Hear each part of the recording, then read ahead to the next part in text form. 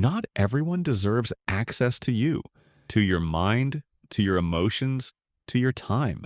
Yet most of us live as if they do. We give people a front row seat to our thoughts and feelings. People who have no business being there. People who drain, manipulate, or simply do not respect the privilege of our presence.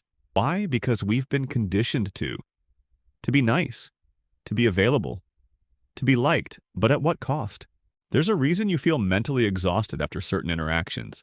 A reason your energy dips after spending time with specific people. A reason you find yourself over-explaining, over-apologizing, or overcompensating. The truth? Not everyone is entitled to you. And the sooner you accept that, the freer you become. But here's the problem. Many of us struggle to set boundaries. Maybe you fear rejection. Maybe you've been taught that saying no is selfish. Maybe your worth has been tied to how much you give. So you keep allowing access even when it hurts you. This ends now. In this video, we're going deep. We'll explore why you struggle to protect your mind and emotions, the hidden psychological forces that make you feel obligated to stay open, and most importantly, how to reclaim your mental and emotional space without guilt. This is not just about setting boundaries, it's about becoming the gatekeeper of your own life.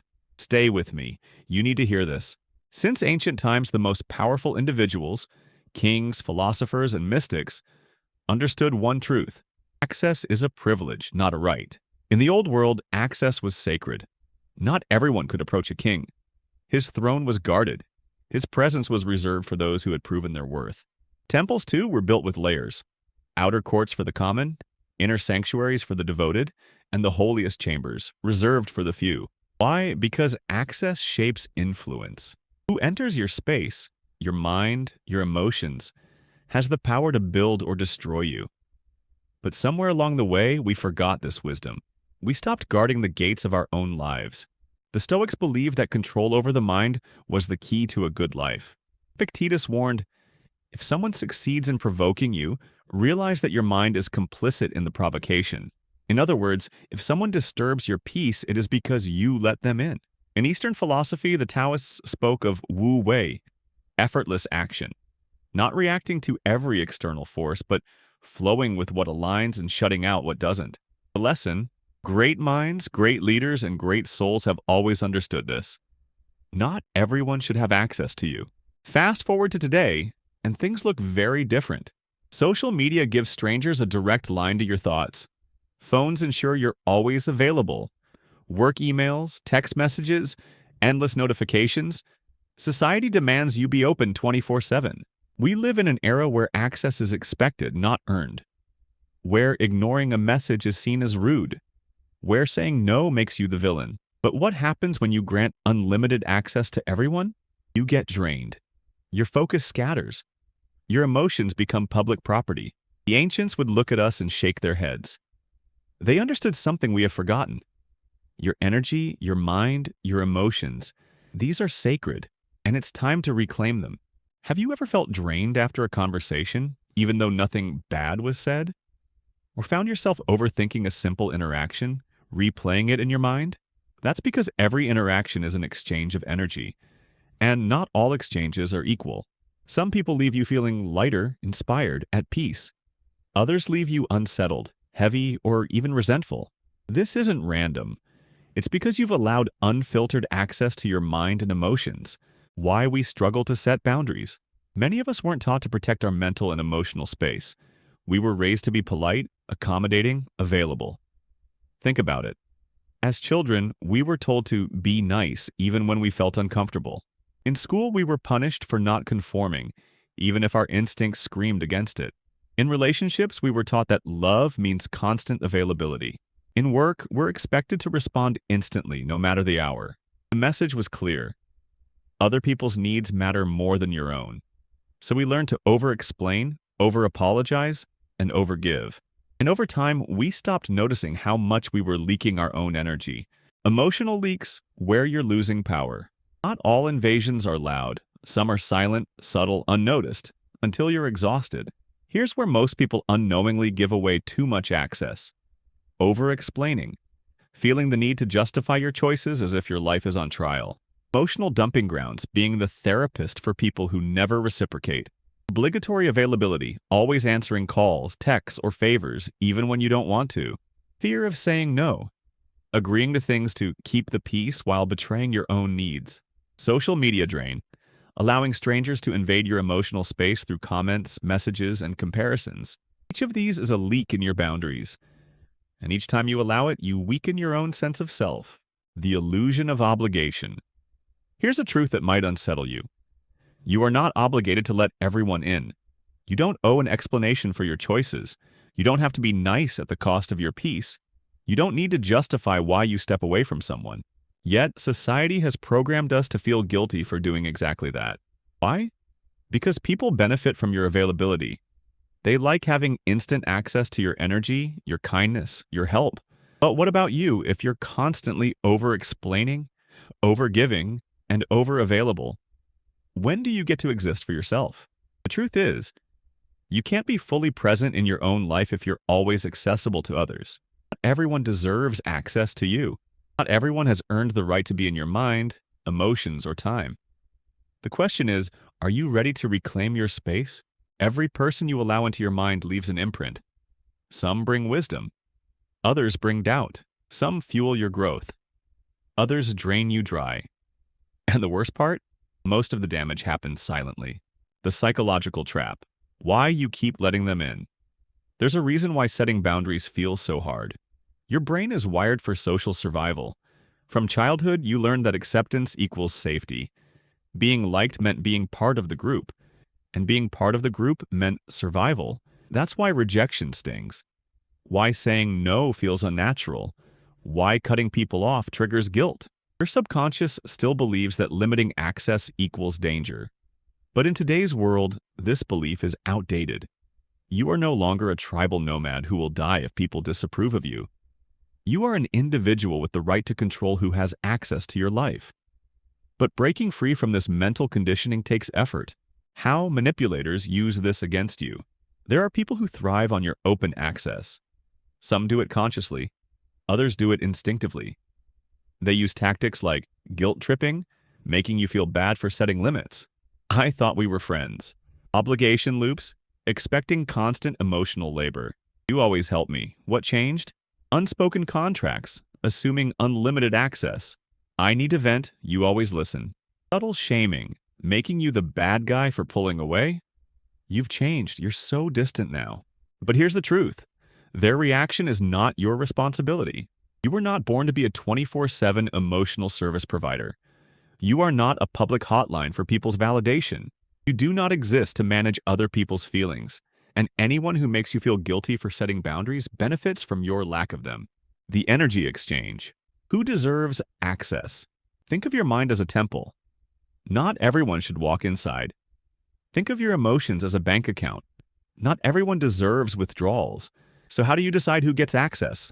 Ask yourself, does this person add peace or chaos to my life? Do I feel lighter or heavier after interacting with them? Do they respect my time, space, and energy? Do they drain me with endless problems but never solutions? Would I tolerate this behavior if I saw it happening to someone else? Your answers will tell you everything. The reality? Most people have too much access to you simply because you've never stopped to evaluate it. The uncomfortable truth about outgrowing people. Not everyone in your life is meant to stay. Some friendships are built on old versions of you. Some relationships only survive because you never question them. Growth means shedding. And sometimes that shedding includes people. This doesn't mean they are bad. It simply means you are evolving. And not everyone is meant to come with you. Letting go isn't cruel, it's necessary. And when you finally step into your power, when you stop apologizing for protecting your peace, you will attract the right people effortlessly. Because people who truly respect you will never demand unlimited access.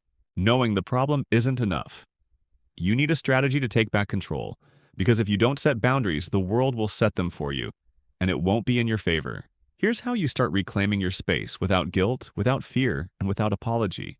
The gatekeeper mindset shift. Stop seeing yourself as available by default.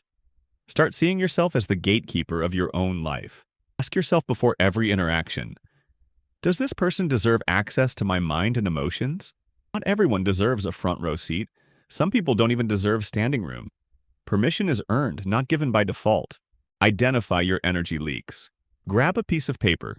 Write down the top 5 interactions that drain you. Ask yourself, who makes me feel obligated to respond even when I don't want to? Who takes more than they give? Where do I feel resentment in my relationships? Who guilt trips me when I set a boundary? These are your energy leaks. Your task is to patch them starting now. The 2-word boundary rule. Over-explaining is your enemy. The more you explain, the more people push back. Instead, use clear, short boundaries. I'm unavailable. Not, sorry, I'm just really busy because that doesn't work for me. Not, I wish I could, but I won't discuss this. Not, it's just that I feel really uncomfortable because the less you explain, the stronger your boundary. Reduce unwanted access to your time. Turn off notifications. You don't need to be instantly reachable. Stop answering unplanned calls. Your time is yours, not theirs. Mute or block energy drainers. You don't owe them digital access to you. Schedule no contact hours. Protect time for yourself. Guilt-free. Your phone is a tool. Social media is a tool. They exist for your convenience, not for other people's access to you. Use them on your terms. Recognize guilt for what it is. Guilt is a program. It was installed in you by culture, upbringing, and past experiences. But guilt is not a signal to give in. It's just proof that you're breaking old patterns. When guilt arises, say to yourself, guilt does not mean I'm wrong. It means I'm choosing myself. Because choosing yourself should not feel like a betrayal. The circle of access test. Picture 3 circles around you. Inner circle. These are the few people who deeply know and respect you. Middle circle? Friends, colleagues, or acquaintances with limited access. Outer circle. Strangers, casual contacts, or people who haven't earned access. Now ask, who needs to move out a circle? Who no longer deserves to be in my inner circle? Who do I allow too much access simply out of habit? Most of your stress comes from giving inner circle access to outer circle people. It's time to realign. Stop explaining why you're stepping back. You don't owe a 5-paragraph essay on why you're reducing access. A simple, I need space is enough. A quiet exit is enough. Some people will demand explanations. That's their problem, not yours. You are not responsible for managing their emotions. Prepare for resistance. When you enforce boundaries, some people won't like it. Expect. Guilt trips. You're acting different. What happened to you? Manipulation. So I guess I'm not important anymore? Smear campaigns? They're so selfish now. Let them talk. Let them react. Their discomfort is not your responsibility. Your peace matters more than their opinion. Make no your default setting. Most people say yes by default and only say no when forced. Flip that. Say no unless you have a strong reason to say yes. Not sure? Ask yourself, would I still say yes if I didn't fear their reaction? Would I feel lighter if I said no? Does this align with what I actually want? A hesitant yes is a hidden no. Honor that. Keep your boundaries until they become your standard. At first, boundaries feel uncomfortable. You might feel guilty. You might second-guess yourself, but don't retreat. If someone respects you, they will adapt. If they don't, they were only interested in what they could take from you. Hold the line. Not everyone deserves access to you. And the ones who truly matter, they'll never demand it. Not everyone deserves access to you.